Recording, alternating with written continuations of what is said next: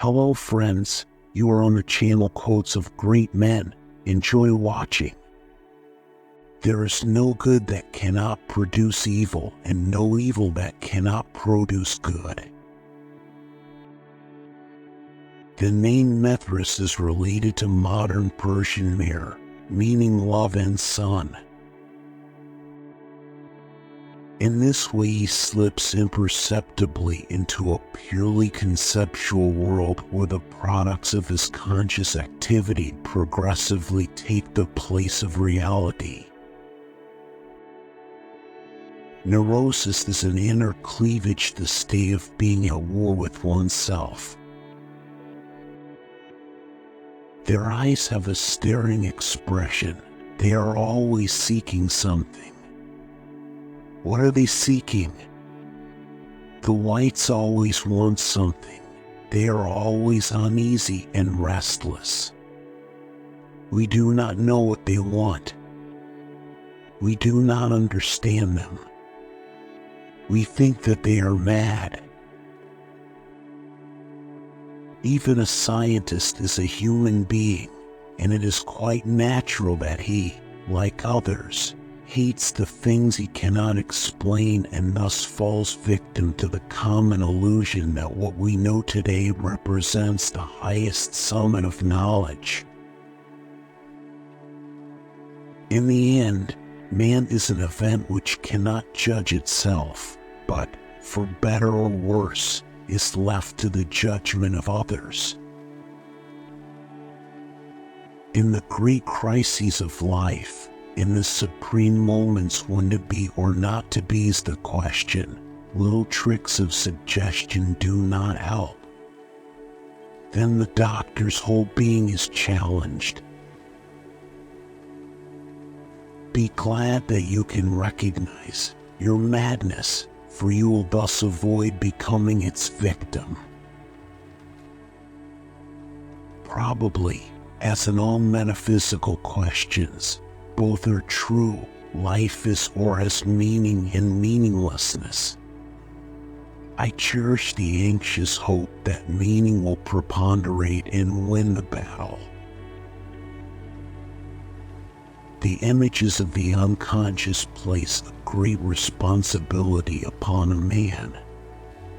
Failure to understand them, or a shirking of ethical responsibility, deprives him of his wholeness and imposes a painful fragmentariness on his life.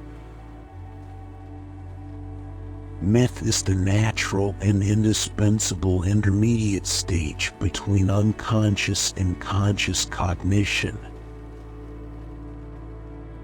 Whatever piece of unconscious we take and work through brings light to humanity.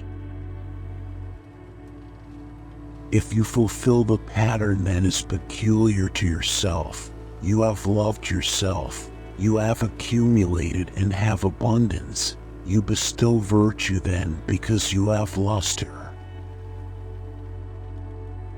However, we must not forget that it will be some 20 years before the ordinary run of people begin to think the thoughts of the educated person of today. If, in doing this, I should open the door to so-called suggestion, I see no occasion for regret. It is well known that we are susceptible only to those suggestions with which we are already secretly in accord. The image of God as a shadow. The supreme meaning is real and casts a shadow. For what can be actual and corporeal and have no shadows? Like a dream which seems a reality as long as we are in it. And it is only the meaningful that sets us free. The truth is that poets are human beings, and what a poet has to say about his work is often far from being the most illuminating word on the subject. What is required of us, then, is nothing less than to defend the importance of the visionary experience against the poet himself.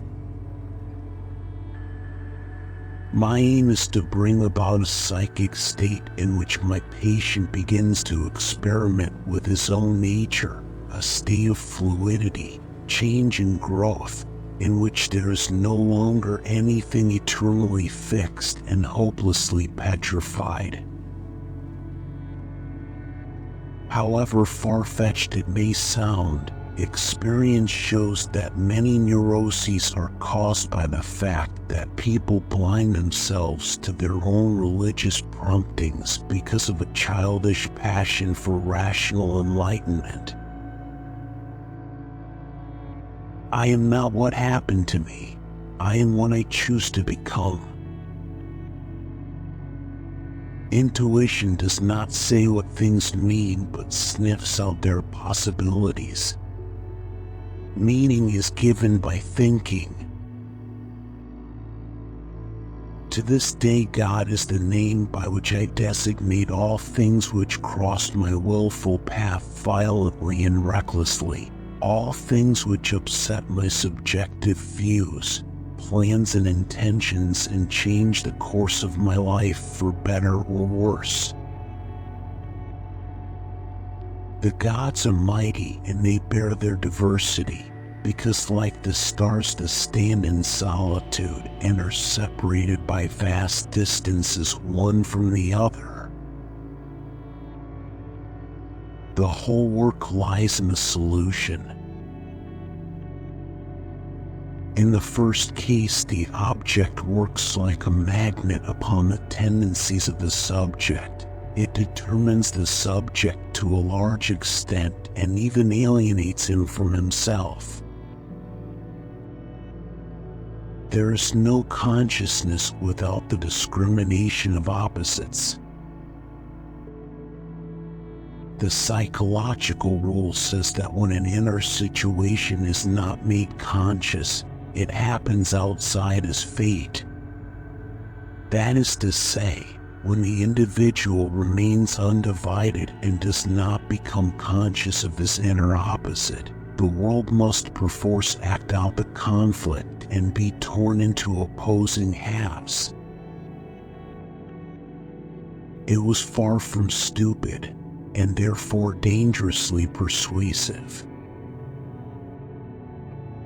The individual, however, as an irrational datum, is the true and authentic carrier of reality, the concrete man as opposed to the unreal ideal or normal man to whom the scientific statements refer.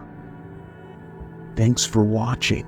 Check out these educational videos too.